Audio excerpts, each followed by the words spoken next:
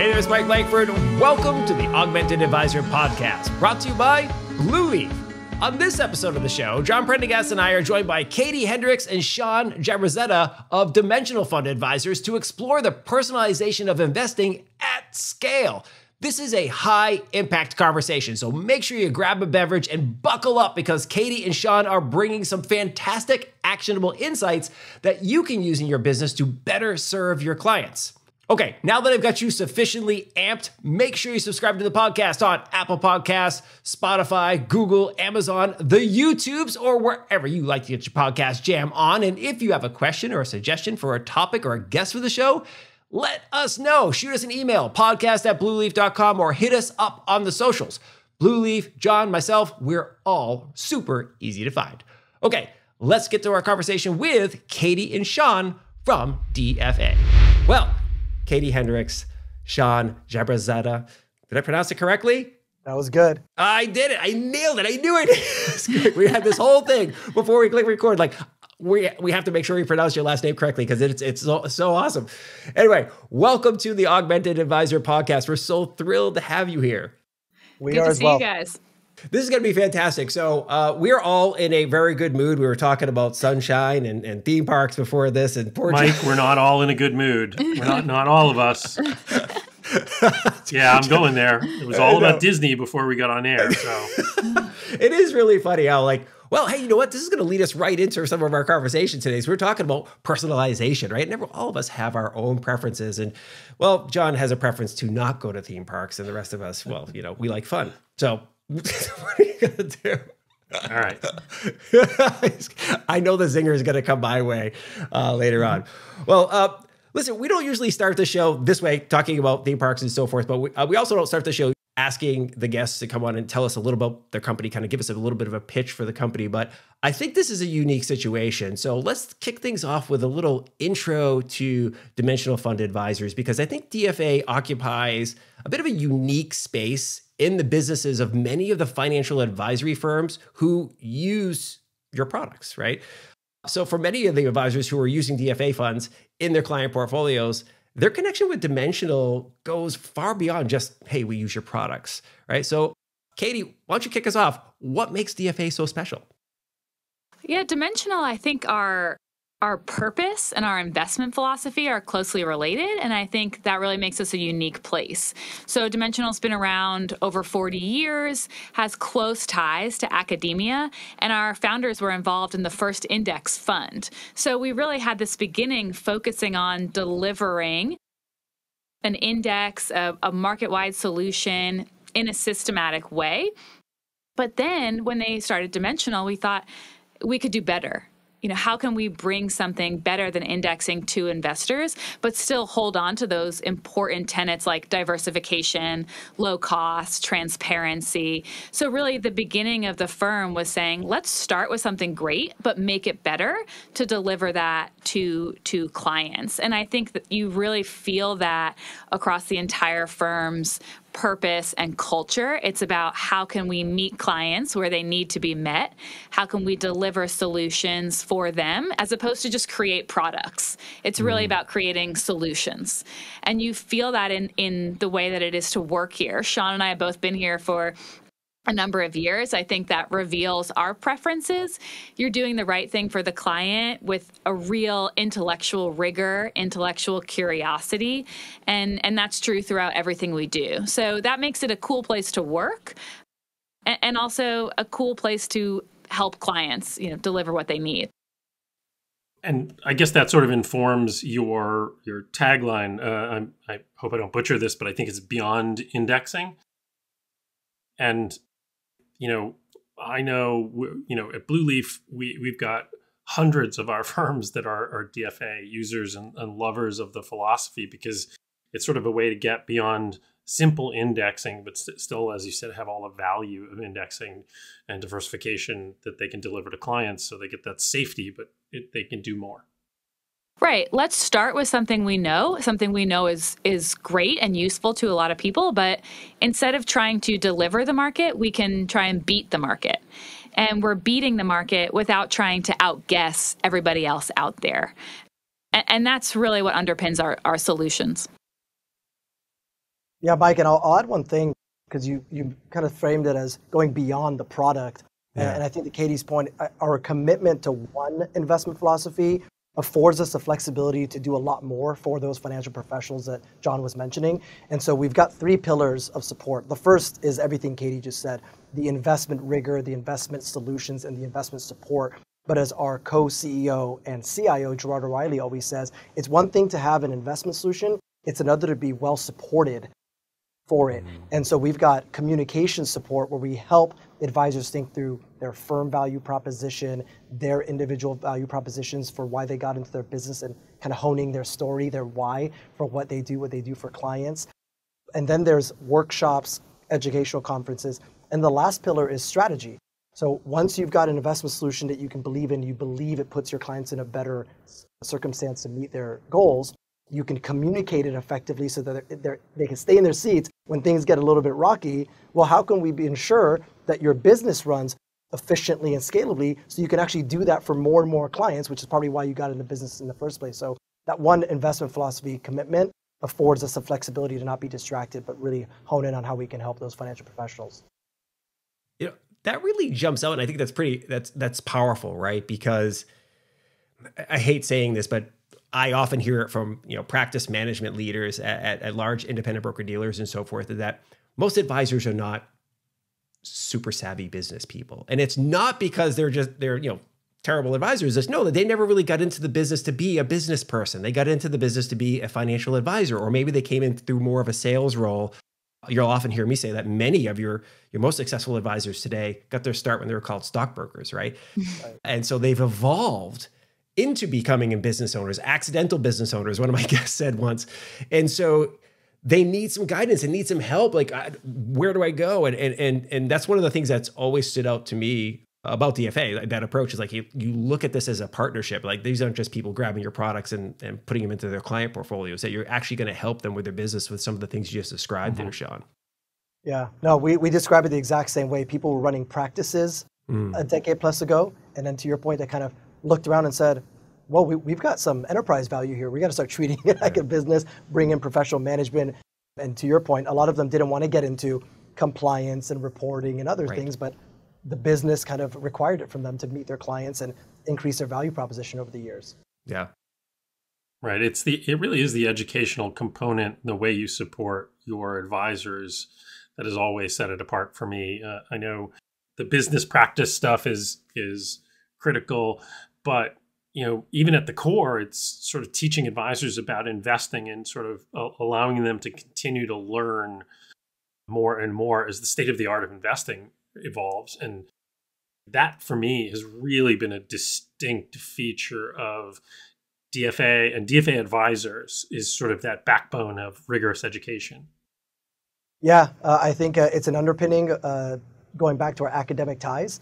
And so in a lot of ways, we're kind of like an academic institution that also likes to bring really solid solutions to the marketplace. But you're right. And one way that I think we demonstrate that is the majority of the educational sessions that you're referring to, John, are actually CE eligible, right? And I always think about that and saying, well, so it actually fits the requirement of continuing to do your education. And so I've been really proud about that. And we've increased that over the years. So it's a lot of fun. And in addition to education, there's a lot of different ways and vehicles in which you deliver these kinds of solutions to your customers, which really brings us to, what we're here to talk about today. We originally were thinking about the show as a show on personalization of investing. And when you reached out, your team talked about one of those delivery vehicles, an SMA. I thought that's a great concept because it's such a great delivery vehicle for that kind of personalization. But let's not assume everybody understands what a separately managed account is. I wonder if you could give us just a brief overview of the vehicle for those advisors who may not have used it, just kind of heard the term, to help them understand what we're talking about. Yeah, when we talk about separately managed accounts, we're talking about a portfolio that is held and owned by the investor in their custody account, but it is designed, built, and managed by Dimensional. So we are designing the strategy. We are applying personalizations. the advisor is applying the personalizations, but to the strategy that we're designing, then we are delivering that to the client's account in their own custodial account. So that's different from some other types of SMAs you hear. You hear a lot about direct indexing. In that type of situation, the design portion is outsourced. So someone there might just be managing the day-to-day. For us, it's really that fully curated experience. And why does that matter? It's really the front end and the back end are talking to each other, so you get this streamlined approach. Over the summer, I had the privilege of changing my, at the time, 9-month-old daughter's diaper on an airplane on a transatlantic flight in one of those flap down changing tables in an airplane bathroom. And I thought whoever yeah, that's great. There's no room. Yeah, right? There's no room. So whoever designed those does not use them. You want the front and the back talking to each other. You want the design, the build, the manage to all be integrated together. And really bringing that to life, tax management is a good example, because another solution that might just apply some personalized tax management at the individual level at the point of managing the securities is leaving a lot on the table. We're thinking about tax management at the design as well. Can we design a portfolio that's more tax efficient? When you apply personalizations, when you want to focus systematically on factors that we pursue.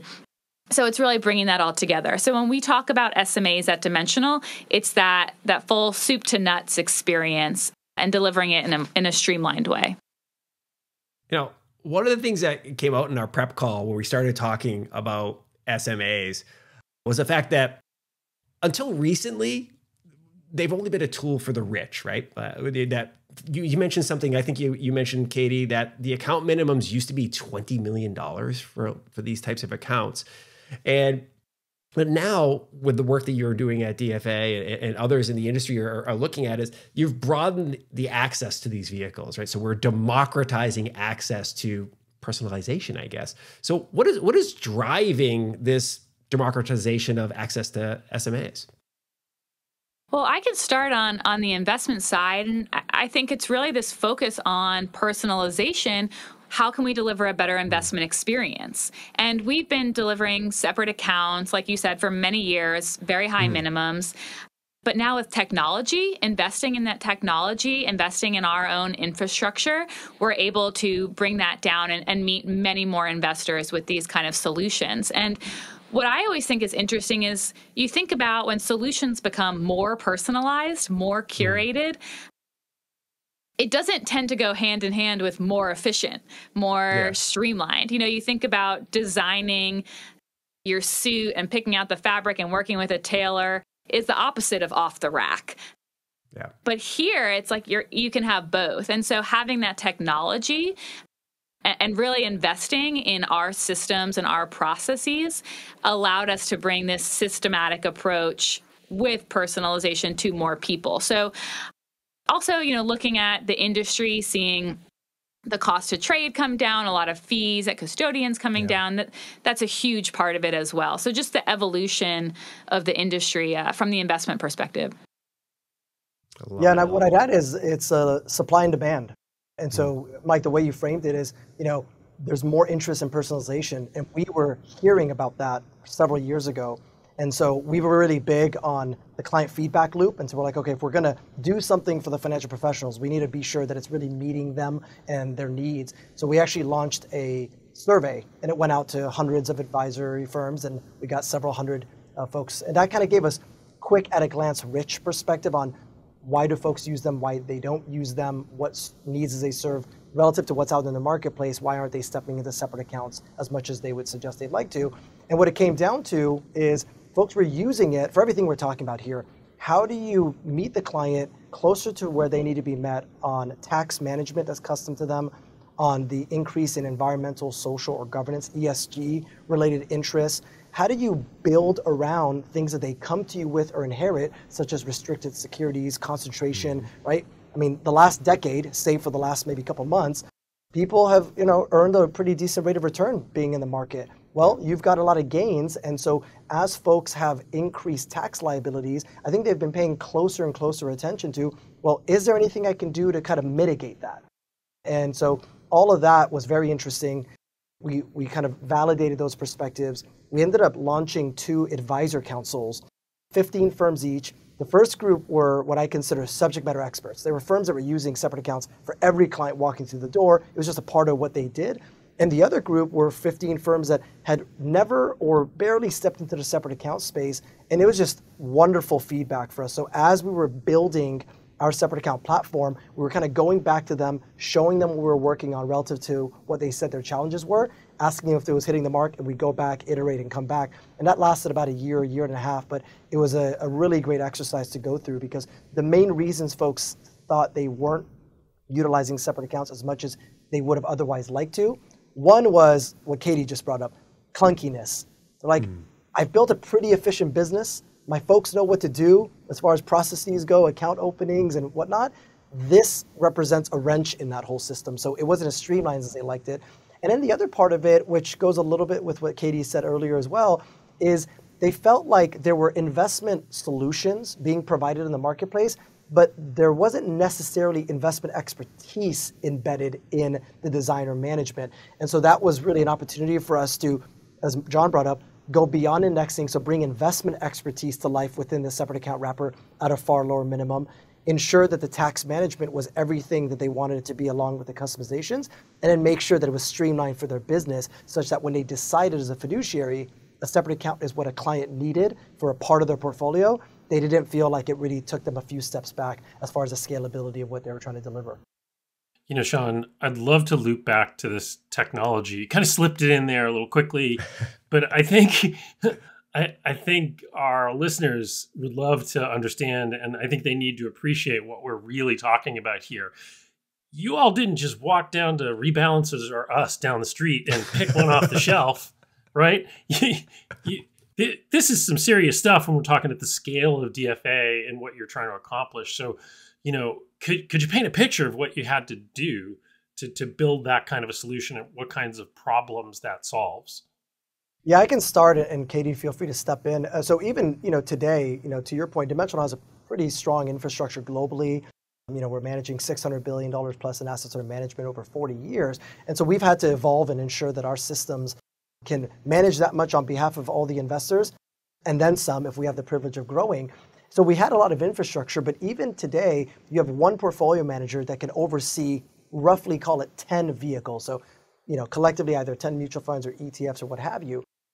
That would not be scalable at a $500,000 minimum to serve more and more clients out there, to democratize it relative to the demand.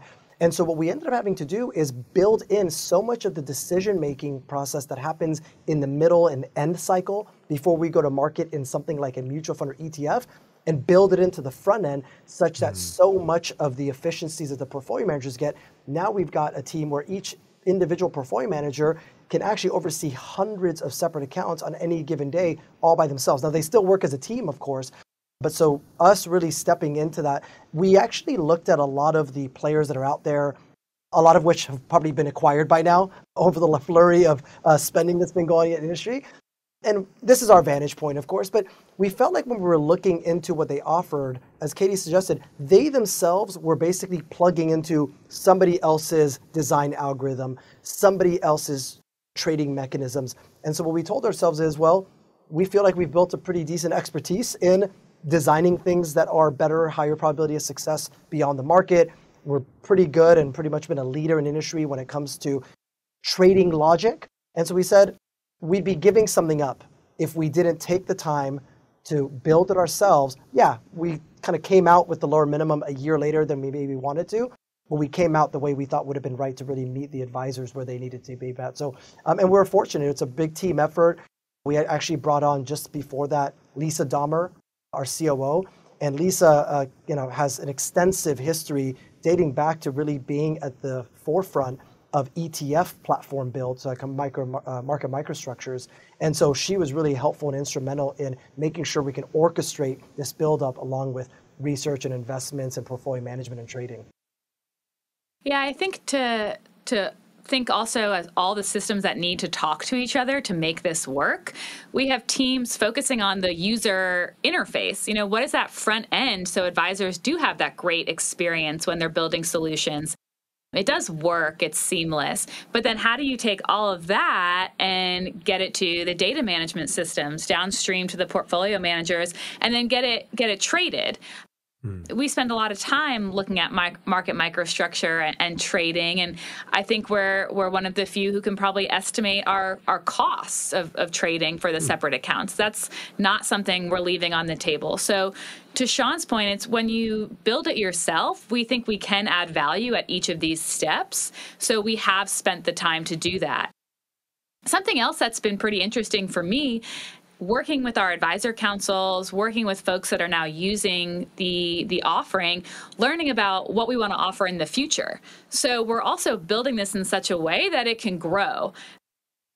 You know, the next stage might be looking at fixed income and how can we get there? Well, do you know how many muni bonds there are out there?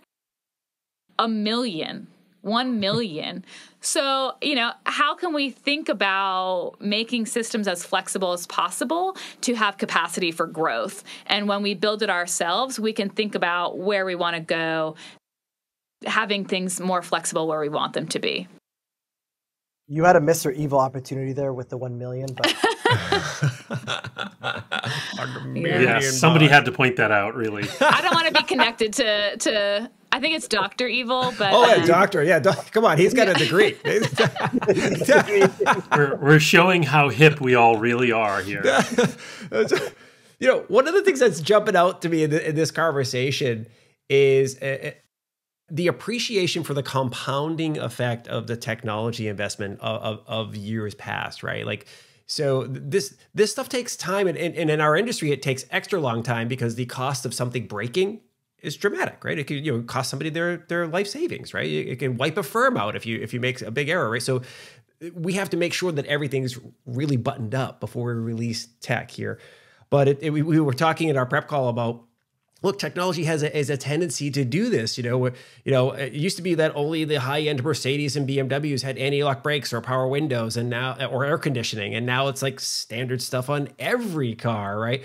And I think we're seeing the same thing here in our industry. Like, so this tech, it took a while, right? You get one piece of technology, you get it. Like online trading didn't start, all that long ago. I know it seems like 1 million years ago, but it's relatively new, right? And you said it wasn't too long ago that this whole concept of going to zero trading costs happened. Why? Well, it happened because technology allowed it to be feasible to happen. And now we can start to bring some of the costs, these $20 million access points, down to more of the mass affluent, and then eventually down to just everybody, right? Yeah, and as an entrepreneur, the thing I most appreciate, and I think our listeners, who are all running their own firms as entrepreneurs should appreciate, is how carefully made the decision to build was. It wasn't just willy-nilly. And what I thought was great about the way that you both talked about it was very clear that the reason you built it was because your competitive advantage, your intellectual property was wrapped up in the thing that you were building.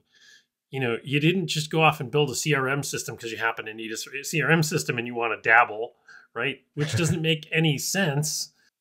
You built something that was core to what you're delivering. And I think that's an incredibly important lesson for even, mid-sized firms who are thinking of wading into the waters of build it yourself. It had better be around your own intellectual property and what makes you different. Otherwise, you're wasting time and energy because what you didn't say was how hard this was, how long it took. Well, you did imply that it was a year later than you would have liked, which is exactly what happens in these kinds of tech projects. So it had better really matter.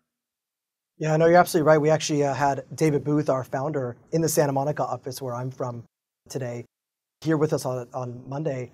And it was just a casual Q&A, and someone asked him a question, and he answered it exactly the way you just put it, John, as far as what he felt continues to make Dimensional different. It's like, we're not going to just replicate what somebody else is doing out there. We need to ensure that if we're going to come to market, and he wasn't talking about separate accounts specifically, just more broadly, to your point, as a business owner and entrepreneur, can we add value beyond what someone else can get out there? can we give it to them in a price competitive manner and then support it? So it's not that we just hand off the solution and leave people to their own devices, because we know they need help. So a big part of actually what we've learned, and I think really appreciated through this first year that we've launched the expanded separate account program, is the custodians have done some good things, like take commission down to zero, generally speaking. And we know there's access where, as an advisor, you can download the cost basis of the security. So an organization like ours can run a tax transition analysis for you to make the trade-offs of whether a separate account and what type would actually be right for your client. But it doesn't mean all of the custodial headaches are gone. And so we had a lot of advisors where this was the first time they were meaningfully going to be stepping into a separate account solution. So beyond the investment research and the client-friendly or end presentations that we built so advisors can communicate this stuff to clients, we built all operational reference guides. So we actually went and took screenshots of what they would see at the custodians as they went through their account opening process and the specific avenues they'd have to go down to make it a separate account eligible deal. And I think that paid a lot of dividends, because to your point, John, I've heard numerous times advisors say, man, you guys didn't really leave a stone unturned. You have thought of everything. And they're right. We really took the time to really think about it, and credit to all the advisors that helped us, frankly, through the survey and the advisor councils. Without them, who knows where we'd be, but we're really privileged to have these close relationships and partnerships so that they were really incentivized in wanting to help us come out with something great. I love the fact that you involved your advisor council, as you called it, and you're reaching down into, frankly, the user base, right? And in the startup world, you have something called a minimum viable product. You're like, lean startup, where you're supposed to go out there and talk to your potential users of whatever it is that you're developing, get them to try it a little bit. Would you pay for this? All those types of questions. What do you like better? Which colors? Which font? All that type of stuff. And you started at that grassroots level at again, as you described, a $600 billion AUM, just gigantic company. No, you took this lean startup model to this, and it's really impressive, and that's why it gets adopted so readily, is because the user, the customer, was involved from the ground up. It's so interesting you said MVP, minimum viable product, because I remember distinctly in one of our internal meetings, one of our tech folks alluded to that, and I remember really quickly, actually, Savina Rizova, who Katie and I get to work with closely as our global head of research, corrected them. She's like, no, minimum valuable product. She's like, our baseline is a lot higher than anything. Yeah, it's true. Viable. Yeah. And that is the new thinking, the minimum valuable. Oh, is it? Oh, okay. It is, yes. Okay. I think the reason it works is because a place like Dimensional 2, just coming back to the purpose and the values here, is that intellectual curiosity. So on the one hand, Shawn and I were just talking before you all jumped on about how the language we use on the user interface, let's make sure we run it by people who don't talk about this every day, that it makes sense to them. Not just our clients, but before we even get to them, let's talk to our colleagues. Let's talk to, our partners, people in our lives. And it's that aspect on the front end and the interface, but also on the back end. So when you think about the algorithms, the way that things are trading, all of these more complex, heavy lifting behind the scenes, that also is not a black box at Dimensional. It's really having conversations with folks on the portfolio management desk who've been doing this in bigger accounts for decades and at other areas of the business. And so I think having that openness, that intellectual curiosity, that I know what I don't know and I'm comfortable with it, I think that allows us to build a better solution too. Oh, Katie, you are preaching to the choir here on this one. Man, I wish more of our peers in fintech and wealth tech thought about things in that way. It is a severely neglected piece of delivering products and solutions in this marketplace, to really think carefully about the user. And I think you just signed up to do another show with us about user experience, because it's a holy grail with our company, Blue Leaf. It's sort of what we've focused on from day one, and very few in this industry really think that carefully about, at that level of detail. How will this word be interpreted by the people who are going to use this? right? Because it's those small details that make something easy to use or hard to use. Right. And that's the whole point, right? That you can walk through it and not realize that it could have been easier, it could have been hard, but it just was, you just did it. And now you can focus your time on other aspects of your client relationship. Yeah, Apple's really done a great job with that, where the technology kind of disappears. You're not struggling to learn it. It's obvious. It's like we call it designing for the obvious. And there's a great book on this. But again, we'll save that for the other show. Hey, Mike, I got a question for you. What month is it? Oh, it is financial planning month. It's October, right? It is financial planning month. And I bet many of the advisors in our audience are thinking about that and how they can improve the services they're offering to their clients. And for the DFA team, I'd love to get your take on how an advisor can think about offering more personalized solutions to their clients, and in particular, what that process is for moving from what they might be using today, like a typical model portfolio, to an SMA.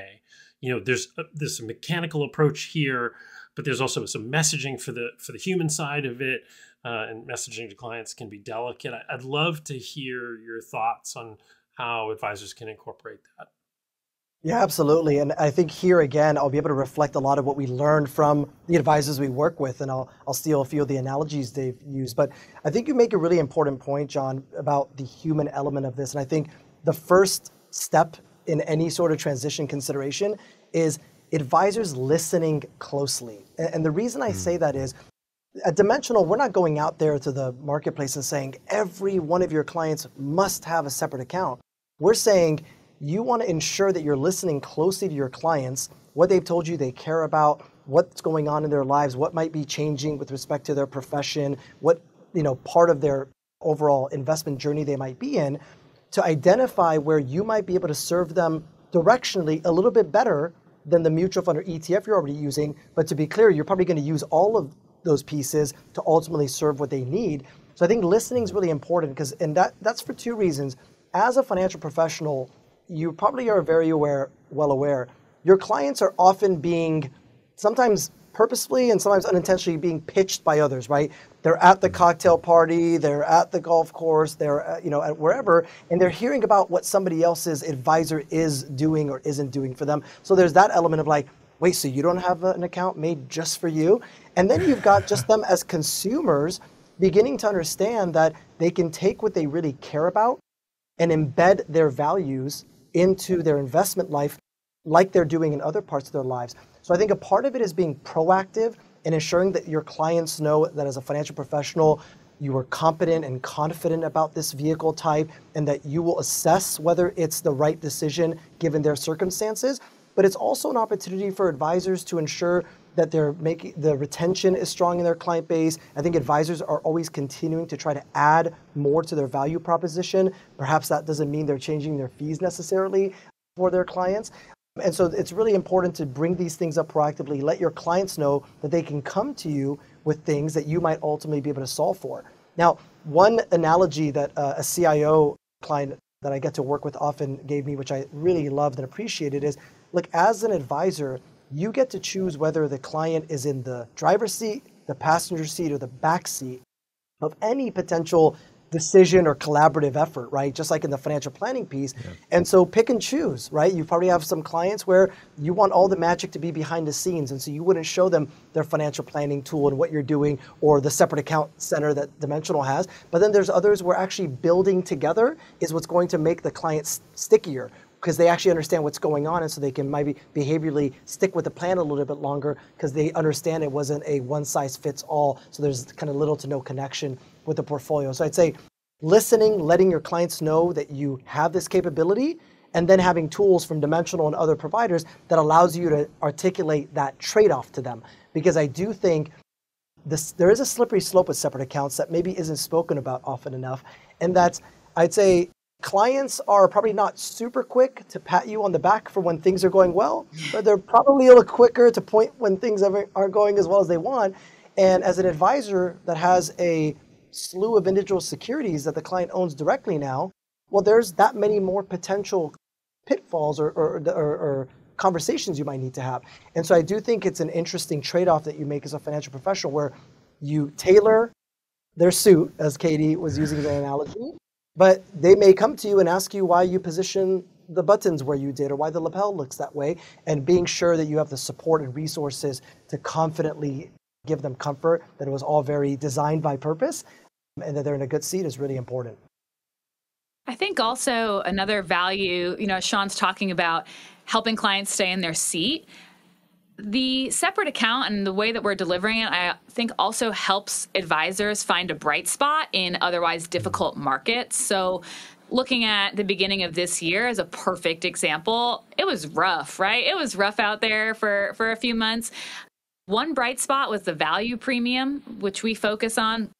Another is if you are a tax-sensitive investor and you have an account that applies active tax management, it's an opportunity to harvest some losses. And you can use those losses to offset gains in your portfolio or a limited amount of income. And you'll feel good about that. Another time when April comes, I was telling Shawn over the summer, it's like 1,000,000 degrees in Austin. Our air conditioner broke. I owe like $16,000 the next day. And I'm like, I'll pay you whatever you want. I need my air conditioner on. So I had just harvested some losses. And I'm like, man, this is great timing. And my husband was like, this is terrible. I'm like, no, this is great timing. We harvested losses. So, looking for that bright spot, our separate accounts actually the first half of the year harvested meaningful losses and captured the value premium, so also beat benchmarks. And so having this kind of approach allows you to stay the course, allows you to find the bright spot, reminds you why you're invested the way that you are. Air conditioning always goes out when the weather is just stupid.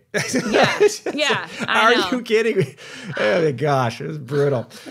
Well, hey, listen, you got to feel good about taking a tax loss. It was great. It was fantastic. You slept at night. It was fantastic. Exactly. Yeah. I'll be patting my back come April 15th, right? So it's worth it. Absolutely. I love this conversation.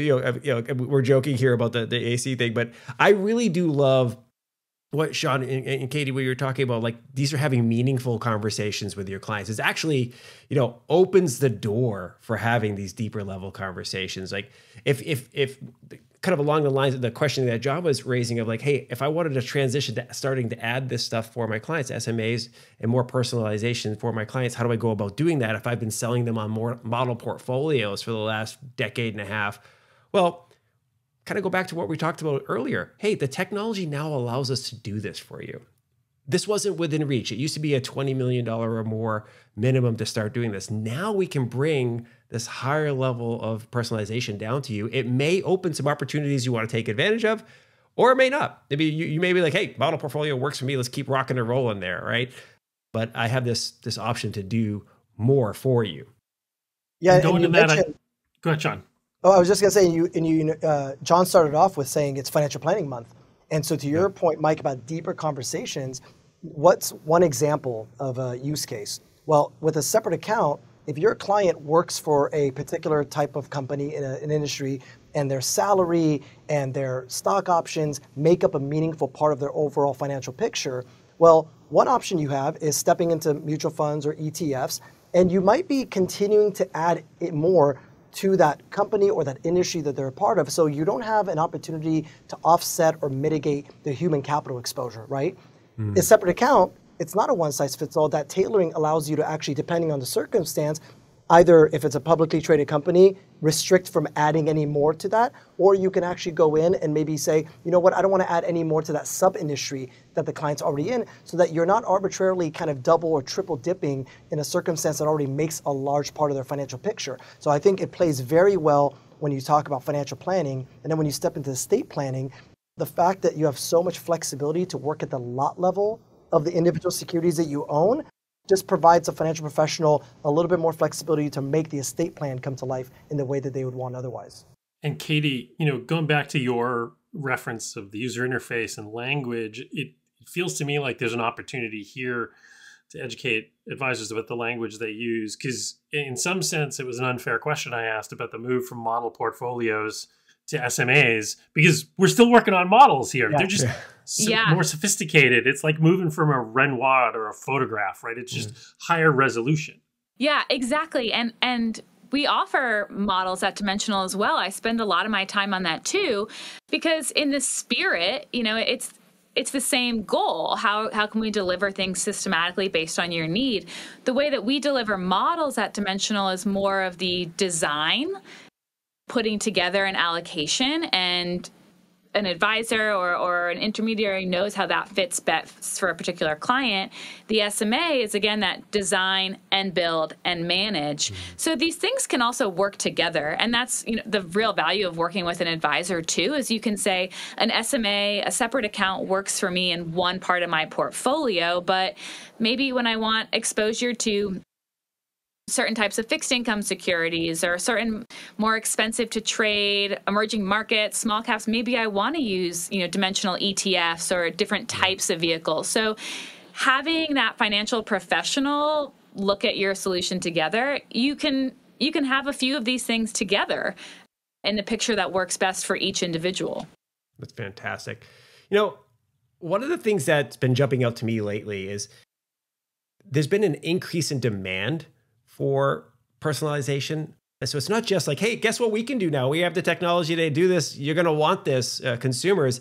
It's really, I'm starting to see it. And whether it's ESG, crypto, tax strategies, and even advisors themselves with clients desiring more diversity and inclusion at their advisory firm that they're working with. We're seeing huge increases in demand for this personalization. So what's fascinating to me is, like, for the longest time, we were all afraid or at least paying attention to a trend where we thought robo-advising, robo-investing type stuff was coming. Again, we talked about model portfolios. Hey, listen, it doesn't matter. Just do this asset allocation and you're good to go. But now we're suddenly seeing things swinging back to bespoke services for everybody. And I think consumers are looking for this. Why do you think that is? Why do you think consumers are starting to want more of this? I think we've talked about it today. Again, you mentioned, your Starbucks coffee, and before the podcast started, we were talking about the Disneyland experience. Yeah. And, Katie's talking about, better designed airline amenities. I think people are finding the opportunity and the ability to have things customized just for them. Think about even going onto Amazon, which I'm sure all of us do probably several times a week. I would say the personalization beyond the search is how quickly I can filter between everything that's just Amazon Prime, things are going to get to me by a particular date, perhaps a particular brand that I require. And so I can filter probably millions of options down to several hundred and maybe even a little smaller just by their filtering mechanism. I consider that an example of personalization, right? Because they're allowing me very efficiently and quickly, but based off of a model foundation, to get to what I need to look at so I can make an informed decision sooner rather than later. Now, they love that because that means I have more boxes coming home for my children. But, I think it just is emblematic of what folks are getting accustomed to. And so now your investment portfolio is no different.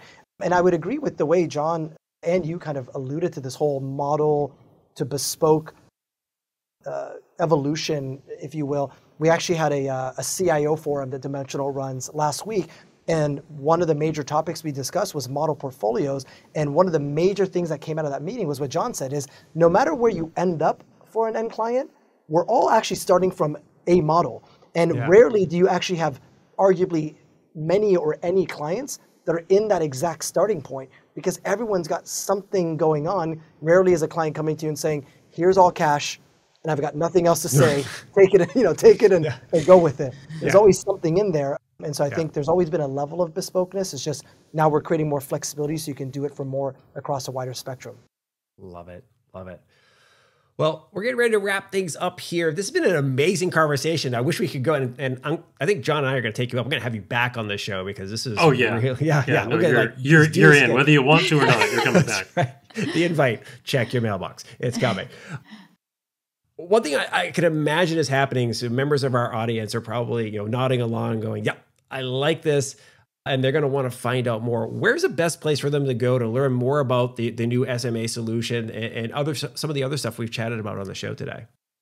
Yeah, I think the first place would be Dimensional's public site, so dfaus.com, or they can send an email.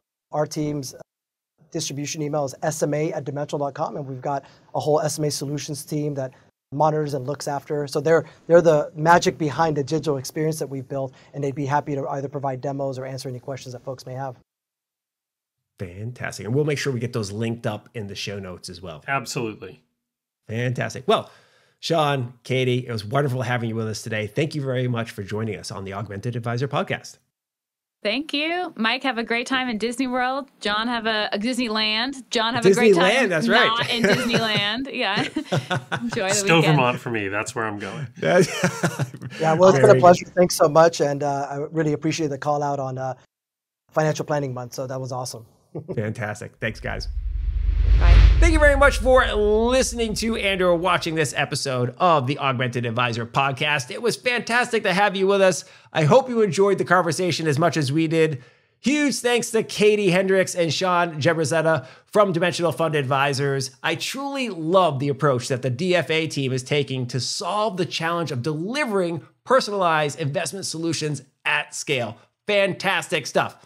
As I mentioned at the top of the show, please make sure you subscribe to the podcast on your favorite podcast platform. And if you like this episode of the show, share it with your network on LinkedIn. Simply click that little share button. Chances are other advisors in your network will find this episode interesting, just like you did. All right. That's it for today. Please make sure you're staying safe and be nice to each other. We'll see you next time on the Augmented Advisor podcast. See ya.